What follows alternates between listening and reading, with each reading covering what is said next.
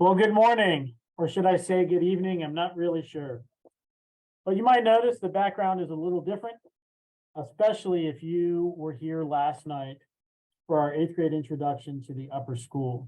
Yes, we had a little glitch with our recording, so this is round number 2. Officially, welcome eighth grade parents and students. Before we begin, I want to thank Mrs. Schlachter for helping arrange this wonderful morning/evening. Thank you to Mrs. Wink, Mr. Alexander, Ms. Abbotsmark, department chairs, Mr. Brandon, our academic dean, and all faculty and staff for their help organizing this event. I also want to thank the Upper School SCA and all students that are acting as ambassadors for this program. As for tonight or this morning, my goal is to give you a snapshot of what Willis Hall and the upper school curriculum are all about. As in all things at North Cross School, the two key words are opportunity and engagement. Whether you are in kindergarten, 4th, 8th, or the upper school, each grade level offers new opportunities and possibilities for engagement. And as you get older, the kind of opportunities and levels of engagement grow and grow. The academic program is the heart of what we do here, and you will hear more specifics in a moment, but I would like to highlight a few notable features.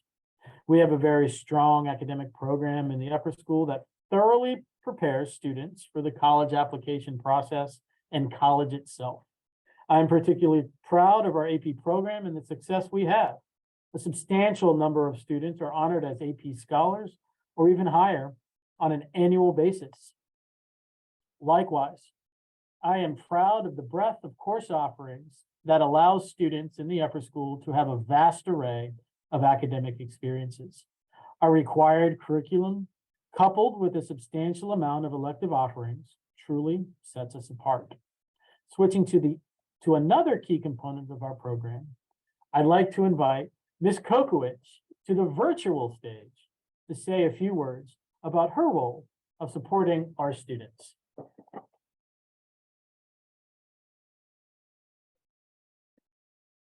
Thank you, Stephen. Hello, parents. My name is Sarah Kokowicz, and I'm the upper school and middle school counselor here at North Cross. I'm wrapping up my first year in this position, but I've worked as both a public school counselor and as a counselor in a private practice for the last 14 years. I love being here at North Cross for many reasons, but mainly because this school recognizes the importance of having someone on campus fully focused on the mental health and wellness of our students. I don't help kids change their class schedule or sign them up for the SATs like counselors do in other settings. We have other fabulous people here on campus devoted to our students' academic success. I just wanted to take a second to explain what I do here at school. I focus on supporting students through periods of difficulty when they are adjusting to changes or experiencing periods of heightened stress and anxiety. I am here to help foster your child's social emotional growth. Things like developing self-awareness, improving communication and social skills, engaging in healthy friendships, learning how to regulate emotions and develop effective coping skills, challenge negative thought patterns, and improve resiliency. I'm working with students one-on-one a good amount this year, but also engaging in small group programs and workshops as the needs arise. I'm happy to report that next year, Mr. Balderas and I are working on a way for me to lead a series of life skills lessons for your rising ninth graders for one trimester that would be delivered in 20 to 30-minute increments through their study halls. Topics will likely include responsible decision-making, safe use of social media, managing stress, general wellness, among other things. I'm definitely open to suggestions, by the way, so parents, if you need support reinforcing certain concepts and skills, please let me know. Along those lines, please don't hesitate to call or email me anytime to consult on issues of concern for your students, because that is certainly what I'm here for. Thank you for your support, and I look forward to continuing to get to know you all better in the coming school year.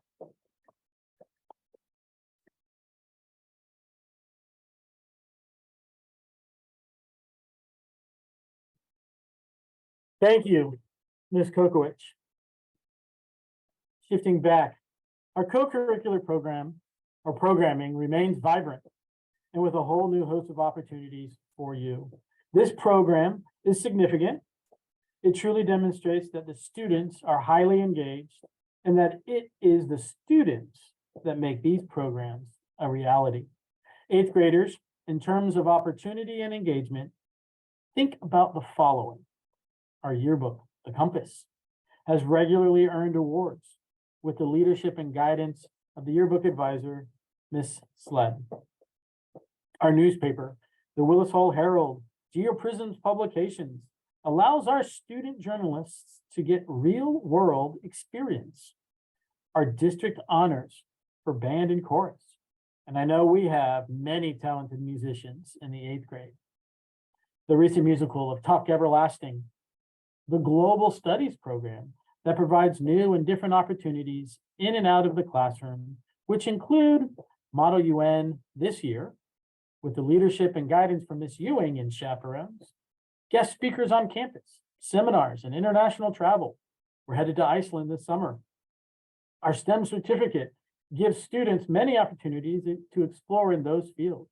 Our fine arts program provides opportunities for exploration and growth. We have added, starting next year, 6 new fine arts elective courses. Students immerse themselves in studio art, theater, music, and more. And we have robotics as well. We have a DEI club with meaningful programming. And the SCA is again at a whole new level with more school spirit than ever before. I'm not kidding when I say our last school-wide pep rally was the best I've ever seen. There are additional co-curricular activities like guitar club, chess club, Lighthouse Honor Council, Muses at Bay, and many, many others.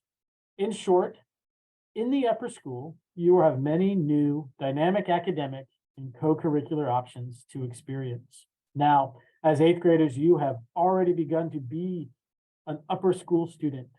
You are on athletic teams, you sing and play in the chorus and band, and you've already joined us for a symposium. In short, you are upper schoolers already. There are lots to learn, and we are glad that you joined us for this program. A few slides before we move into the more academic part of our programming, a few stats for you. In the graduating class of 2023, there are 60 students. 3 participated in Model UN, 6 in band or chorus, 21 students in the drama or musical productions, and 48 out of 60 students participated in fall, winter, or spring athletics. In the junior class, similar numbers. In the 10th grade class. And our first years are our 9th graders. With that, we're splicing in some more videos that are coming your way. And the next one you're going to see is Miss Polly Jones in the English department. Thank you so much. Good evening, I'm Polly Jones. I'm the chair of the English department, and here is our faculty. This year I am teaching AP English Literature and AP English Language. Dr. Britton Andrews, who joined our faculty this year, is teaching 10th grade, which is American literature, and he is teaching thematic literature, which is primarily seniors. Ms. Nikki Dabney is teaching 9th grade, Introduction to World Literature. And Mr. Brett Odom, who also joined our faculty this year, is teaching British literature, which is primarily to 11th grade students. This is the lineup of courses your students will be taking in the English department in Willis Hall. An English course is required every year in upper school. And as I like to say, some students come in and say, oh, I've already had English. But of course, every course focuses on a different body of literature, and every course also focuses on increasing proficiency in both writing and reading. So with world literature, they usually are going to be studying, as they did this year and will again next, works as ancient as portions of the Odyssey, and going all the way through to the Penelopiad, which is a 20th century work of literature based on the Greek literature. 10th grade literature, American, we start with everything from Native American literature to contemporary, and I will show you a screen in a minute that will give you a little bit more detail on that. British literature, we go back a few centuries. And in the 12th grade, thematic literature, like the 9th grade course, is open to including works from other cultures. And often it's works of literature that are in translation. In the 11th and 12th grade years, students who are recommended by faculty and wish to do so may opt for AP English Language and AP English Literature. So here's a little bit more detail about the courses that I just talked to you about. I spoke to you a little bit about what literature we deal with in each one. The 9th grade, which is, I think, what is on most of your minds right now, focuses on analysis and developing narrative skills in reading. Composition also focuses on analytical and synthesis papers. And Ms. Dabney likes to do a lot of in-class journal writing to help the students to just go ahead and get started with essays, which is often challenging for students. She also encourages consistency in study habits by having a very, very regular routine of things such as when they do vocabulary studies. Here looking at the 10th grade, which all 10th graders take American literature, you see some of the details that I spoke to you about earlier, beginning with colonial and Native American, continuing through the 21st century.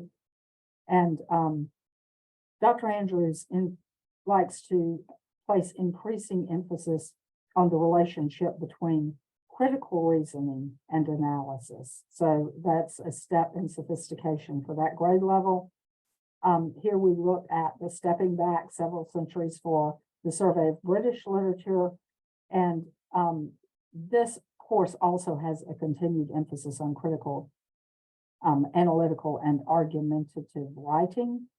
And here I talked to you just a minute ago about the thematic literature, which is from a variety of cultures. But this course also focuses very much on college-ready composition skills. And let's look at the differences in AP English Language and AP English Literature. These are the optional with recommendation courses for juniors and seniors. AP English Language is a rhetoric course. It departs from our study of primarily literature and focuses on effective persuasive writing and the ability to analyze essays and other text, even visual text, that have been created in order to persuade us to agree with the creator of the text.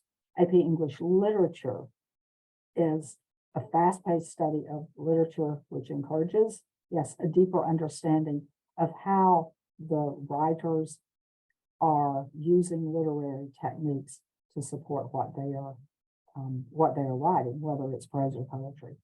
And so we have a lot to offer, and we're looking forward to seeing your students with us next year in Willis Hall in the English department. Thank you, Ms. Jones. This is a fitting passing of the mic, as Ms. Jones does double department duties, spending many hours right here in the winter term, directing a dramatic play performed by upper school students. As a bit more introduction to the space we're in, we're speaking to you tonight from the West Bradley Stage and Fishburne Theater, where most recently the middle and upper school production of Tuck Everlasting took place, and where in a few more weeks, the band and choral programs will perform. Additionally, just outside the auditorium, you pass the work of studio art students in the curating class. And soon we will shift things around out there again to highlight student artists and graphic designers at the annual Student Art Show in May. These are all examples of our outward polished work. They demonstrate the development of technical skills we work on each day in the classroom, like how to hit just the right note, or how to move across this very stage in a production, or how to mix the perfect color. But we also, and arguably more importantly, encourage students to make connections beyond technique, to see how the arts relate to other disciplines, other aspects of their lives, and the world around them. A few quick lists will share the nuts and bolts of how our program continues to evolve and grow. These images are of our department, and I have the pleasure of serving as the Fine Arts Department Chair and spend my day-to-day work doing studio art classes from intro to AP, and also I teach a curating class this year. Jimmy Deneni is our band conductor extraordinaire. Mr. Thomas Costello does double duty in the chorus room and also on the stage, producing and directing our fall and spring musicals. And Ms. Sarah Sled teaches both graphic design and heads up the yearbook staff.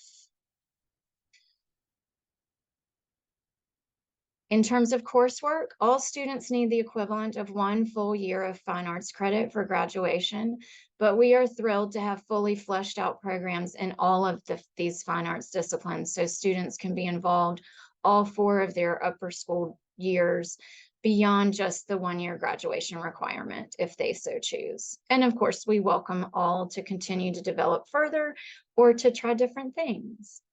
Some highlights for coursework include, you'll see on the list, it looks like chorale and symphonic band are just 1 course, and they are 1 course, but students can take them repeatedly over the 4 years. And they also have the opportunity within each of those years and courses to compete for all district band and all district chorus honors. We have added half of a fine arts credit for both journalism and yearbook. And this happens through photography and design instruction that includes things like how to use DSLR and cell phone cameras, graphic design layouts and photo editing using the Adobe Creative Suite, how to use green screens and the rule of thirds, and more. They spend in the other half, it's not really divided half and half, but we'll call it equivalent time, in those classes doing things like writing captions or adding names to the classes for yearbook pictures or selling ads. So they're doing really good work in photography instruction and graphic design. And so we want to honor that work and instruction with that half credit, and also recognize that they spend quite a bit of their time doing other things and learning other skills as well. AP Studio Art has options for 2 different 2-dimensional portfolios, which allow for all formats, including graphic design. And there is also a 3-dimensional portfolio option. For term electives, Mr. Balderas mentioned a number of electives that have been added in the arts. So for the coming year, we have some fan favorites returning, like film studies with Mr. Brandon.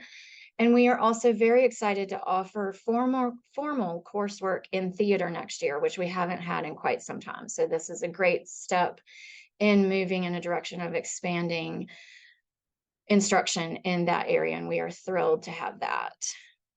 The rest of the theater program gets fleshed out on the extracurricular side with the 3 productions that you see on the right-hand side of the screen: fall musical, winter dramatic production, and then a spring musical. It would appear on the list that the fall musical is just for lower school, but upper schoolers have the wonderful opportunity to be involved backstage in stage crew and also helping to direct, do sound, tech work. So it's a really great opportunity for students to get a different sort of experience in terms of theater. The Fine Arts Distinction is one of 3 such curricular programs offered in the upper school. In the case of the Fine Arts Distinction, the program is an immersion in a creative community, a concentration or a major of sorts. And we have community collaborations that take place within the Fine Arts Distinction, but all of those opportunities are available for all students in the whole school community. They happen also at the classroom level through field trips, curricularly inspired programming, and summer internships. So on the whole, we invite your students to be involved in any and all aspects of the fine arts programs at North Cross. And now I will turn it over to Mr. DeMarco in the history department. Thank you. Hello all, my name is Ryan DeMarco and I am the history department chair as well as the director of global studies here at North Cross School. I'm going to walk you through a little bit about the history department, how we structure it, a little bit about the faculty, and I will talk about the Global Studies program. So this is our wonderful faculty in the history department. First, we have Mr. Robert Robillard, who is a veteran of the school for over 10 years now. He teaches journalism. We have Miss Hannah Ewing, who is teaching our APUSH classes, as well as our 9th grade Intro to Global Studies class. She will be the teacher you all will have the most contact with coming into your 9th grade year, because she is teaching the Introduction to Global Studies class for the 9th grade. You have Dr. Daniel Hood, who teaches most of our sophomore level classes, which will be regular world history, AP World, and AP European history. And then we have Mr. Brett Odom, who teaches in the English department as well as history, and he teaches our senior level government class. I teach AP Comparative Government to seniors, as well as junior level US history. So this is sort of the flow of the graduation requirements for the history department. You have to have 4 years of history at North Cross School to graduate. Everyone in the 9th grade year takes Introduction to Global Studies. And then from there, you're sort of tracked into 2 different tracks pending teacher recommendations, where students will either take AP World or regular world, and then AP US or regular US, and then AP Comparative or regular government. At any point upon a teacher's recommendation, the student can move up into the AP track if they so choose, but that depends on the performance of the student as well as teacher recommendations.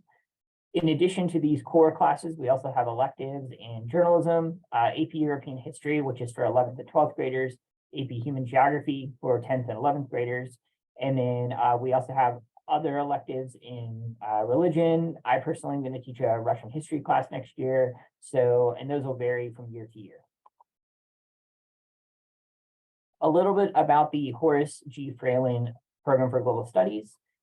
This is an interdisciplinary program. You can think of it sort of like a major in a college setting, where students take a combination of academic coursework in the humanities, the social sciences, and in world languages. And they combine that with experience, either going to events on and off campus, such as guest speakers, cultural performances, cultural festivals in Roanoke, like the local Color Festival, and traveling abroad. We have multiple trips that we do throughout your child's time in high school. So for example, this coming summer, we're going to have a trip to Iceland through the STEM program.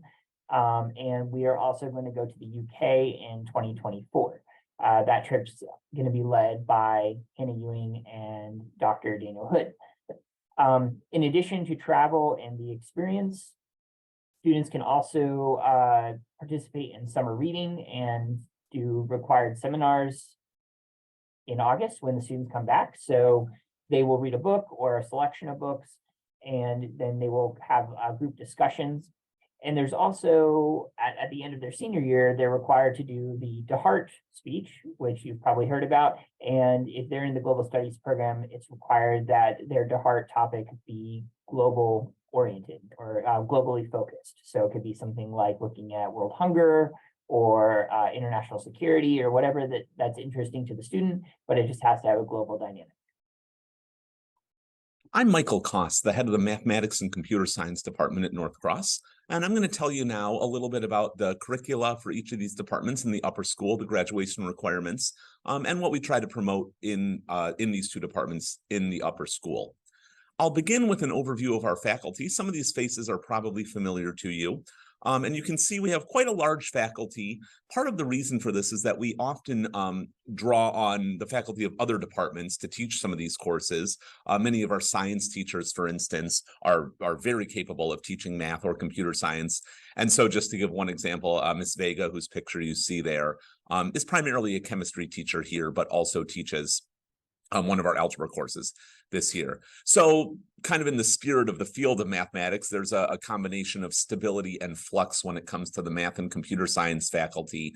We have a core group, but we also will often have teachers come in to teach some of these subjects when they're able to and when they have an interest in doing that. It's a good way for students to get familiar with other teachers or to see a teacher that they might be familiar with in one context displaying their expertise in another field. It's one of the things I really like about working with such a capable group.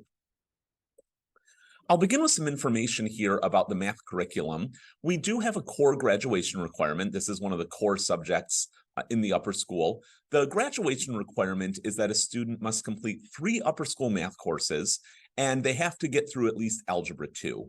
Now, in practice, that's a pretty minimal requirement, and every student who graduates from North Cross does quite a bit more math than that. So we really encourage very strongly every student to take a math course every year. It is a core subject. It's one that colleges will be looking at when students are applying to college. They want to see that students have a strong foundation in mathematics. And so for a number of reasons, we really encourage students to take a math course every year, and pretty much every student does. The other requirement there, the Algebra 2 requirement, that is one that students pretty much meet without any concern. I can't think of any student since I've been here at North Cross who has been at risk of failing to meet that requirement by the time they're ready to graduate. So in practice, as students move through the math curriculum, they will complete Algebra 2 along the way, and in almost every case, be ready for more advanced courses beyond that. I have a list of all of the courses that the math department offers there at the bottom. I put this list on here, it's quite long, primarily just to emphasize the flexibility of our math curriculum. We have courses in more foundational areas like Algebra 1 Part 1 for students who might need that reinforcement with foundational skills as they come into the upper school. And we have courses going up through our 3 AP courses, the 3 AP math courses that are available: AP Calculus AB, AP Calculus BC, and AP Statistics. So one thing we really strive for is that any student at North Cross, regardless of their aptitude, their interest, their passion for math, will find some math course sequence that they can take that will allow them to meet the requirements, have a competitive college application, be prepared for mathematics that they might need to use in college, but also can devote sort of more or less additional effort to math beyond that, depending on if that's something that is particularly important or central to their future plans. If you have any questions at all about the details of any of those courses, course descriptions are available on the school website, and you're always welcome to get in touch with me, and I can tell you more about what's covered in each one and what sort of things are required to be prepared for them or anything like that. I should mention, of course, no student will take all of those in the upper school. I think that would be pretty much impossible. There are various paths through the curriculum, and that also depends a lot on what a student's interested in, where their strengths may lie, what their teachers recommend, and so on. So I'm happy to discuss the details of that with you and how it might apply to your child at any point if you'd like. Turning to computer science, we have 3 computer science courses currently on offer. For the group watching this video, the one that would be of most interest would be Introduction to Computer Science. That is an introductory course designed primarily for 9th and 10th graders, and it's designed to introduce students to a wide variety of topics having to do with computing. You can see a little summary list there. There's some programming, there's aspects of software and web design, how to design an effective interface for a user and things like that. There's a little bit of stuff in there about hardware and circuits and how those work. Computer graphics and animation, that's something students are often somewhat interested in. And so that gives students kind of a broad overview. It's primarily for 9th and 10th grade students, largely because it moves at a slightly slower pace than the other 2 courses. And so it's a good way for a student who might be interested in these topics, especially coming into 9th grade, to get familiar with aspects of computing before they go on to take more advanced courses that are going to be somewhat more specialized. The other 2 courses that we offer are both AP courses, AP Computer Science Principles and AP Computer Science A. As AP courses, these move at a much faster pace. You're always tied to the date of the AP exam when it comes to AP courses, and in any subject that requires a very rapid pace through the course material.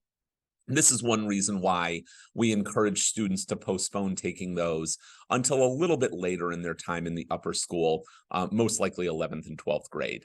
AP Computer Science Principles is also sort of introductory to some degree, although it does get into considerably more detail than Introduction to Computer Science, especially when it comes to programming. There's a lot more emphasis in it on writing software, writing code, usually in the Python programming language. And so students who might have some experience with that, either through intro to computer science or through another avenue, can use this as a way to shore up some of those basic programming skills and maybe get familiar with Python if they aren't already in a little more detail. And that would then conclude with preparing for the AP exam. AP Computer Science A is probably, this is the one for the students who are very serious about computers, want to really learn how to make use of them in quite a bit of nitty-gritty detail. It is really focused pretty much entirely on Java programming. So it doesn't require any familiarity with Java going in, although Introduction to Computer Science does include an introduction to Java. But it really does have students develop a strong capability for programming in Java and getting familiar with what is involved in that. So that's really our most advanced course. It's the one that really requires students to develop a thorough understanding of one particular skill related to using computers. And so that's one we encourage students to take later in their time in the upper school when they are really sure that they want to pursue something in that arena, maybe whether it's as a college major, as a career, or it's just something that they happen to be very, very interested in. All right, everyone, welcome to the science department. I want to start by introducing our faculty. We have Mrs. Dickinson. She teaches primarily biology. Dr. Nagany primarily teaches physics, and Ms. Vega primarily teaches chemistry. All of us, in addition, sometimes teach a math course or sometimes teach electives. I am Jennifer Landry, and I teach AP Chemistry, and this year I'm also doing an Introduction to Engineering course and a Introduction to Forensic Science class. And then I am the department chair. All right, so let's start with talking about the science curriculum. So technically, North Cross only requires 3 science courses for graduation: a biology class, chemistry, and physics. However, we strongly recommend that students take at least 4, take a science at least every year. And if you talk to Ms. Abbotsmar, she will definitely back that up. But for graduation requirements, they need to take biology, chemistry, and physics. In some cases, an AP level course will satisfy that requirement, and I'm going to talk about that a little bit more in just a few minutes. All right, so in terms of our offerings, for AP courses, we have AP Physics, AP Chemistry, and AP Biology. And then we have a whole host of electives, and those change somewhat from year to year, and we are adding some classes next year. But currently we have astronomy, environmental science, forensic science, and the engineering course. All right, so this wouldn't be a science discussion if I didn't add a flow chart, right? So here is a flow chart. I realize it's a bit complicated, but if you ever have any questions about the science department or courses that your child will take, please feel free to shoot me an email. I'm happy to go through that with you. So for those of you who are familiar with our current curriculum, you might notice that there is a change. For the past number of years, we have started our 9th graders with a conceptual physics class. Starting next year, we are going to go to a biology class in the 9th grade, and we are moving physics to the junior year, and it will now be an algebra-based physics course. So this allows our students, we think it's going to better serve them. It allows them to move through the sciences and kind of progressively be adding more and more math into the science curriculum as they move from 9th grade to 12th grade. So next year, your student will be taking biology, and that's just set. They don't even need to worry about signing, in terms of signing up, that's a set course. In the 10th grade, there's a little bit of choice. In 10th grade, depending on how your student does in biology and the math level that they are in, they may be recommended to conceptual chemistry. Conceptual chemistry is a non-math based chemistry. Or they will go into regular honors. And for now, that's a decision they can make in terms of whether they want to take regular or honors. They'll just be recommended into regular, and they can choose to jump up to honors if they would like. Conceptual is not exactly a choice, that's a placement. And then if your child does not want to take conceptual chemistry, that would be a meeting that we would have in terms of trying to see if we think they would be successful in a regular or honors chemistry course. Then after the 10th grade year, you'll notice there's kind of a lot of choices here. And part of these choices depend on definitely on recommendations. They also are somewhat dependent on whether your child or not thinks they want to do the STEM program. If they're part of STEM, they're going to want to be starting their AP science classes. And we'll be talking about STEM a little bit more after I'm done here. So here are your choices that you have. In the kind of the traditional class after chemistry would just be to go to take the regular 11th grade physics class. That's an algebra-based physics course. However, if your student excels in chemistry, then there's some other choices that they could do here. They could potentially go on and go straight from chemistry to AP chemistry, or they could go to AP biology. Or if they want, they could take both. They could take either the AP chemistry or AP biology. You can't take both of those at the same year. Those are both double period courses. But you could take either AP chemistry or AP biology and still take the physics class, because physics is still required for graduation. So if they don't take it their junior year, they're going to have to take it their senior year. And so those are kind of the options for your junior year. And then for your senior year, again, it depends on what you take your junior year. If you haven't taken any AP courses and want to give one a try, especially if you're recommended. If you're not recommended, then that would kind of involve a meeting. But you might take one of the AP science classes you have not yet taken at that point. Or if AP science is not for your child, then there are, as I mentioned before, a number of other electives that they could take. Again, it's not required that they take a class in their senior year as long as they have already fulfilled the biology, chemistry, and physics requirements.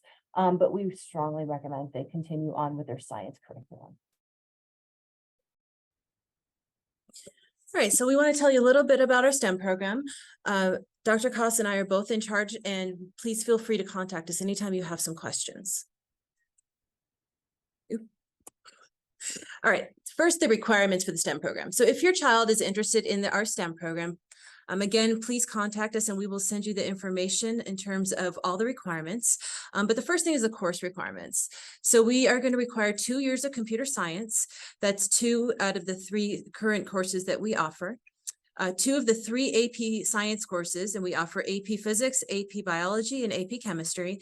If you were to take all 3, the third one would count for extra points, and we will get to that in a minute. And then your student also has to take AP calculus AB at AP calculus AP. And for all of the courses, they need to earn a minimum of a B. In addition to the course requirements, we also require a certain number of points to be earned. And points can be earned by participating in STEM-related co-curricular and extracurricular activities, which Dr. Koss is going to talk more about in a minute. Completing any of the STEM courses that are beyond the core requirements will also earn you points. Finally, all of our seniors are going to have to complete a capstone project. This is in place of a DeHart, and basically a capstone project is a hands-on research project in which the students will be conducting their research in any of the STEM fields and then writing their speech. They will also write a formal paper that will be published in the library, and they will be given a copy of that, and they will be doing a poster presentation. If you're interested in getting an idea of what STEM is all about, I encourage you to come to our the Family Day in May and come see our poster presentations from our current seniors. And just to add a few details about some of those activities and extra and co-curricular things that we have going on in the STEM program, here are just a few examples. One that I'll mention that I want to call attention to is our robotics team. We compete in the First Tech Challenge robotics competition. And this is a really great way for students in the STEM program to really get a taste of all of the different types of things that fall under that STEM heading. There's engineering, as we're trying to build a robot that can accomplish whatever task it's supposed to do. We got to program the robot, so students interested in computer programming have a chance to exercise those skills. There's even things involving stuff like graphic design, because we like to make team t-shirts and things like that. So that's a really great way for students in the STEM program to participate in a sustained activity that gets them using a lot of these different skills. And I would strongly encourage any student, even considering the STEM program, to plan to be part of robotics next year. We also do a number of field trips. We have not done a ton of these lately, mainly because of COVID shutdowns and things like that, but we hope gradually to get those going again. These are sometimes to local businesses that are engaged in scientific or technical work, sometimes to more sort of outdoorsy areas where we can do biological work, things like that. We have a number of guest speakers each year that we try to bring in. To give one example, in mid-May, we're having a professor from Virginia Tech come in who specializes in exercise science. and is going to introduce the students to some of his research about sort of the medical benefits of exercise. And we try to bring in at least a few guest speakers every year. By the way, if you're a parent of a student and are working in any of these fields or have some expertise in any of them and might be interested in coming to speak to the students, we would love to host you for that as well. We try to do at least every now and then one of our overseas or international trips geared more towards a science or STEM theme. The one we have coming up this summer to Iceland, for example, is going to have a great deal of biological and geological activity in it, looking a lot at volcanoes and hot springs and geothermal energy and things like that. For a time there before, again, COVID kind of put things on hold for a while, we were looking at a trip to Ecuador and the Galapagos Islands. I hope sometime before too long we'll be able to try getting that going again. So the overseas trips that we do, in addition to being part of the global studies program and relevant to the languages that students are studying, often also have a STEM component. And finally, I'll mention the summer activities that go on. One required thing that we expect the students to do each year is to read a particular book that we choose on a relevant topic. And then there will be some kind of activity or seminar at the beginning of the next school year to discuss that. That's one thing that we require students to do to earn some of those points they need for the program.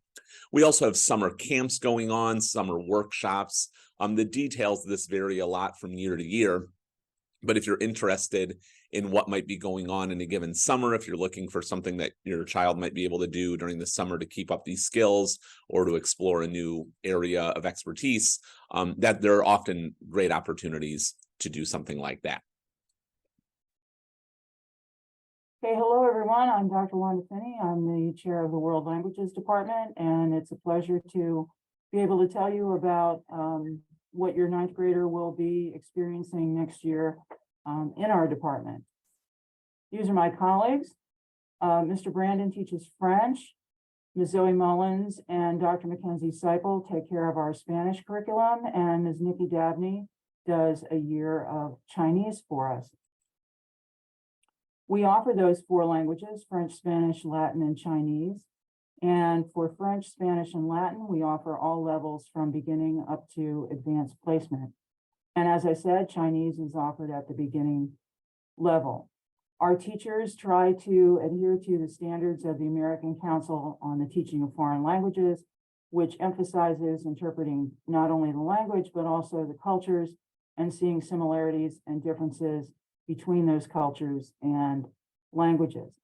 And the other thing I wanted to emphasize to all of you this evening is that your student is going to be studying language, which is a discipline which depends on cumulative learning. And by that, I mean that the student will have to learn and retain in the beginning levels what the skills and information is going to be essential for their success at higher levels.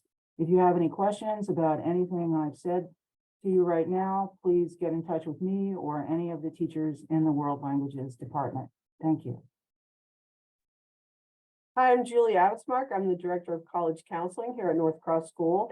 And after you have heard all about all the academic areas and the 5 core academic areas of math, science, English, social studies, and world language, all of which students need to take every year, even though they may have met requirements in math or language or whatever earlier, still need to take them in the senior year. And this is because you want to have as many options as possible for colleges, and colleges value the fact that the student is taking 5 core academic classes every year, plus electives. So there you go. So what I have for you today is a bunch of data. And this group is usually the first group to see all the sort of year-end wrap-up of the college information. So you can see on the screen, the class of 2023 has got 60 students, and 35 of them have decided where they're going to go. It's still a little early. May 1st is the deadline by which they have to make a decision. So they've got a couple weeks.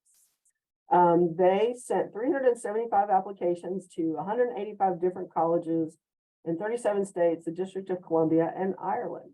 And so far, they have been accepted 224 times. There have been 24 wait list or defer decisions, which means they might find out later after May 1st, and they might just decide not to do that at all. But 24 of those, 56 deny, which means they did not get in. 17 WDB, which is withdrew before decision. In some cases, they got in somewhere early decision and withdrew other applications. In other cases, they decided not to follow through and do everything that this particular college wanted. So 17 of those. And then I'm still waiting on information about the rest of the schools. Even though all that should be out now, the students are not very good about telling me about the colleges that they're not really that interested in. But I will get it all because I keep a spreadsheet and that helps me do my job. Our students were admitted ED, which is early decision, to Virginia Tech, and that was 6 out of 8 applications. UVA, we had 2 out of 3 admitted. High Point, 2 out of 2 were admitted. Christopher Newport, 2 out of 2. William and Mary was 1 out of 1. Denison, 1 out of 1. Washington and Lee, 1 person got admitted, although 2 applied. Trinity College, the one in Connecticut, 1 out of 1. And Emory University, Oxford College, 1 out of 1. Dickinson, 1 out of 1. And Wake Forest, 1 out of 1. So that's our early decision group. And then you can see here the early decision applications that were not accepted. You know about UVA and Virginia Tech and Washington and Lee. We also had the University of Miami in Florida. 2 people applied and 2 were denied. And then Duke, 2 people applied, or sorry, the phone's ringing. 1 person applied and that person was denied. The really big news is that this year, for the first time, Virginia Tech offered early admission, which is not early decision. It's just an opportunity to apply early and find out early. They offered this to students in the Roanoke Valley who met certain criteria. So it was a curated list that I submitted to Tech, but we had 16 of the 16 applications submitted were accepted. And we think that we're the only school in the Roanoke Valley to have everybody admitted in this round. I've had spies out trying to find out, oh, did the Gov school have anybody that they didn't get in? Yes, they did. It's all that. So I think we're the only school, but that's not, hard and fast information, but it was really great. And our students appreciated the opportunity to have a college acceptance for a school like Virginia Tech in their pocket. They could sit on it. Some of them are still sitting on it until May 1st before they decide if they're actually going to go to Tech or not. So that's really cool. Other information, my office, I host college visits, which means that the college representative from usually regional and even Virginia, area colleges will come to North Cross. They'll meet with students who sign up for the visit who are interested. And this person is usually the person who's going to read the application. So it's really nice for our students to have FaceTime with this person who then later reads their file and goes, oh, I remember so-and-so. I also use these opportunities to make sure the colleges understand anything different that we're doing. They know about our STEM and our global studies and our fine arts. They know about the senior speech, all that kind of stuff. Part of my job is outward PR, where I want to make sure colleges understand all the things that our students do that makes them special, like the DeHart. A lot of independent schools do the DeHart type thing, but public schools don't. And I want to make sure colleges know that we do it. Our kids know how to write a research paper. The biggest thing, especially since COVID, is that the admissions process keeps changing. It's kind of dramatic, and it's gone from being test optional, and then now, because of test optional status, and I'll explain that in a minute, because of test optional status, more people, like many thousands more in some cases, are applying to schools that they would have never applied to before. But because they didn't need to have a really high test score, but they did have the good grades, they applied. So it's making all the numbers sort of out of whack. So where we used to always rely on about a 7-year average for college statistics, that is out the window because it's been really different for the past 3 years. So it makes things interesting, but we're hanging on. So test optional means that a college says that, well, we don't require you to submit the SAT or the ACT. You don't have to, and if you don't, we're just going to use your transcript, which makes the transcript more important. And then your essay and your recommendations and all that stuff, and we're not going to look at test scores. The optional piece of that comes in when they say, well, you can send your scores if you want to.